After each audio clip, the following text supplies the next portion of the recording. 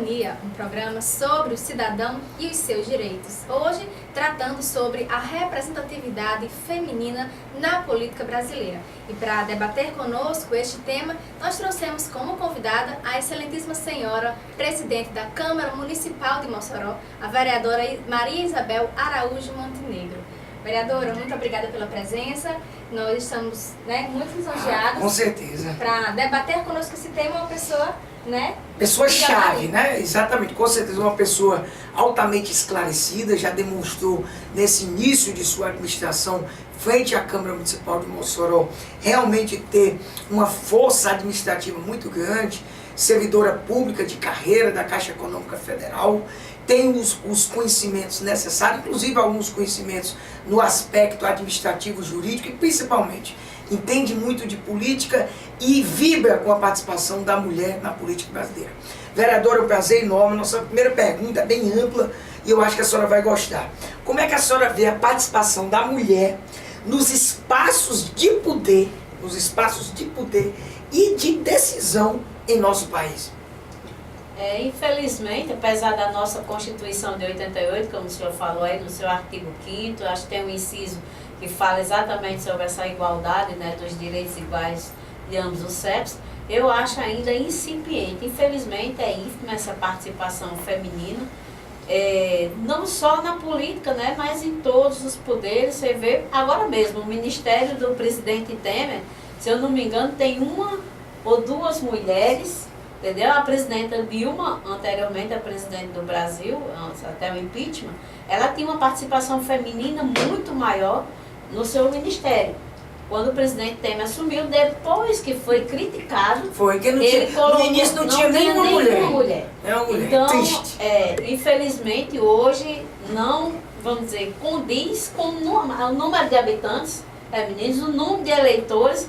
52,3% mais ou menos do eleitorado brasileiro é de mulheres, e a gente não consegue ter uma representatividade, não só na política também, como nos poderes. Infelizmente, eu vi hoje uma foto, doutor Evaldo, de uma posse de uma ministra, eu acho que era na Advocacia Geral da União, uma mulher, e o resto acho que eram uns 20 e poucos homens e somente uma mulher. Então, infelizmente, essa participação ainda precisa, vamos dizer, crescer bastante para que a mulher seja bem representada em todos os níveis na sociedade brasileira.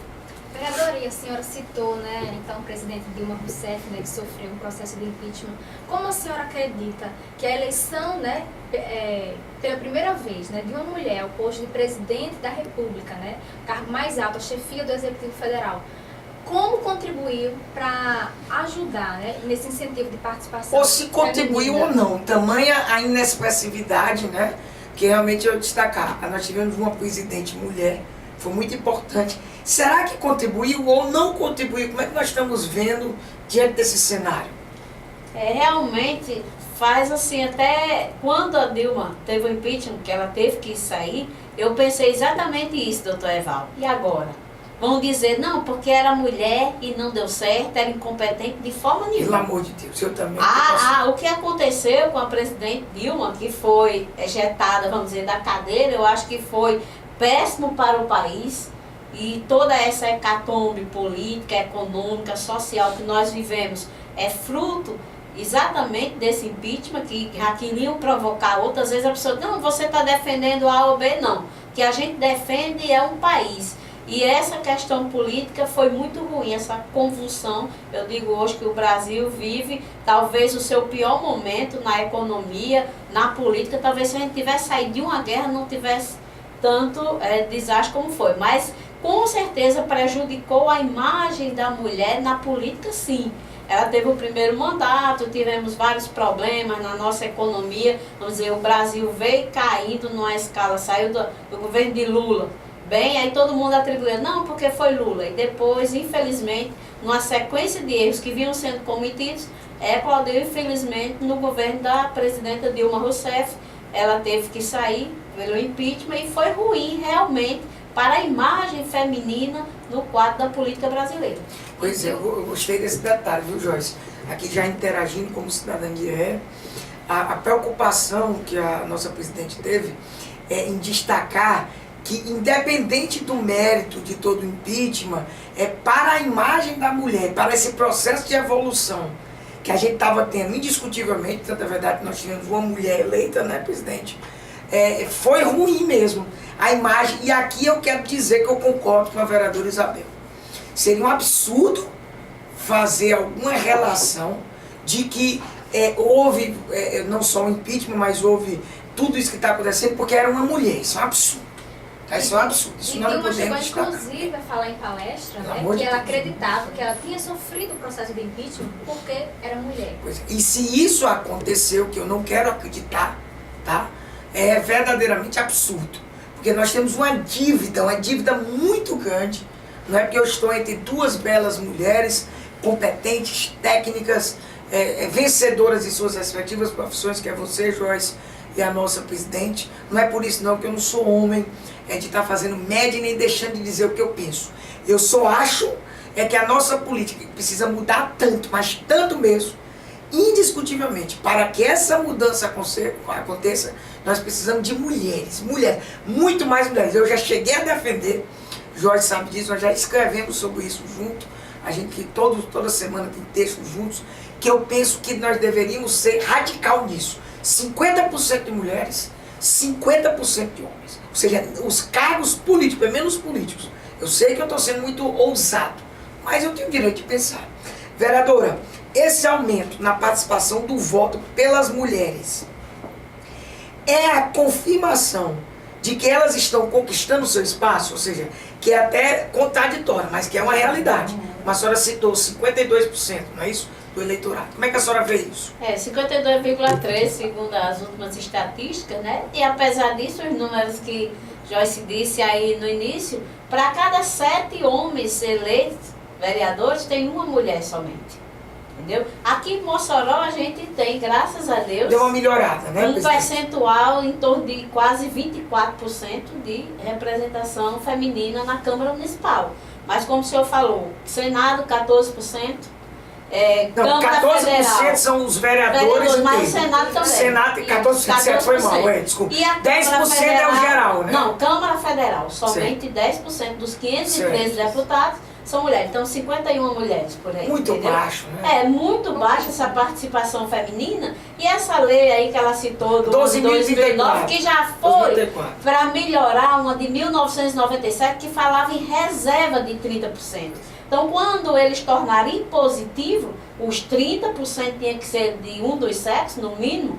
Aí melhorou, mas não melhorou. É aquele me engana que eu gosto. Me engana que eu gosto, gostei. É o me engana que eu gosto, porque realmente a maioria dos partidos convidam de última hora as mulheres para cumprir a lei. Para cumprir tabela. Exatamente, somente para poder, vamos dizer, se legalizar e ir para a disputa, mas a maioria das mulheres, inclusive eu vi um percentual um tempo desse, dizendo que de todas as mulheres candidatas a vereadoras, 12,62% mais ou menos não sequer tiveram um voto. Ou seja, elas mesmo não acreditaram, o que demonstra claramente ser uma candidatura fictícia. Exatamente. Né? Enquanto isso, dos homens, somente 2, alguma coisa que não tiveram votos. Então, as candidaturas das mulheres vão somente atender aquele apelo dos partidos para poder cumprir tabela, como o doutor Eval bem disse. Por isso que eu digo, vereador, e sou franco, Joyce, que eu faço uma crítica à mulher que nos assiste nesse momento, que não se deixe, pelo amor de Deus, usar o seu nome, usar o seu espaço, a sua força por ser mulher para esse tipo de expediente. E lembro ainda, a justiça está de olho nisso. Depois você vai ficar chorando, porque pode ser até penalizada, porque você está participando de um estelionato. Você está enganando a justiça eleitoral brasileira, está indo contra um avanço que nós precisamos ter da mulher na política brasileira. Não é isso, Jorge? E o que não se pode, né, é admitir essa deturpação do sentido da lei. Porque a lei, ela foi aprovada, mas no sentido de realmente incentivar a participação feminina na política, né? De nada adianta nós termos 30% de candidatura e não termos efetivamente mulheres eleitas, né? E aí eu já faço a pergunta para a vereadora. Será que existe desinteresse da população feminina na política? Também, né? Até pela falta de incentivo, né? Essa última reforma política que teve, que foi uma reforma também de mentirinha. De mentirinha. Gostei. É. A senhora me permita fazer uma propaganda. A senhora anda lendo, graças a Deus, e participando do novo eleitoral. Eu chamei mais uma reforma de mentirinha. Eu não me lembro, são tantos textos que eu escrevo com Joyce, eu não sei se esse eu escrevi só. Se bem que eu aproveito para dizer aqui, e fazer uma propaganda minha e dela e do site, que todos os pontos da reforma política, eu e Joyce Moraes, na nossa coluna de quarta ou quinta, porque são tantos afazeres meu e dela, quarta ou quinta a gente vai voltar a falar, já falando do Distritão, vamos até tocar no final, mas me permita relembrar o meu tempo que a senhora trouxe aí. Eu penso que é mais uma reforma de mentirinha.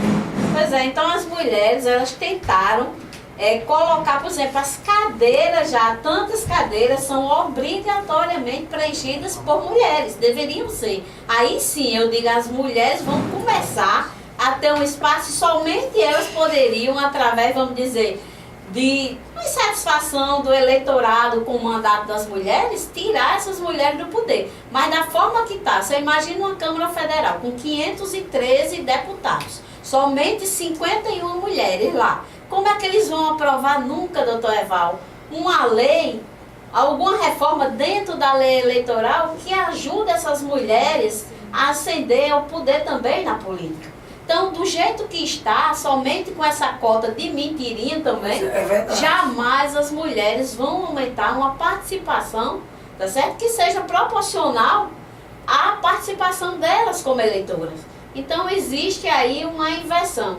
Nós somos mais de 50% do eleitorado, mas a nossa participação na política, e aí também por culpa das mulheres. As mulheres têm que usar aquela máxima do nosso Ulisses Guimarães.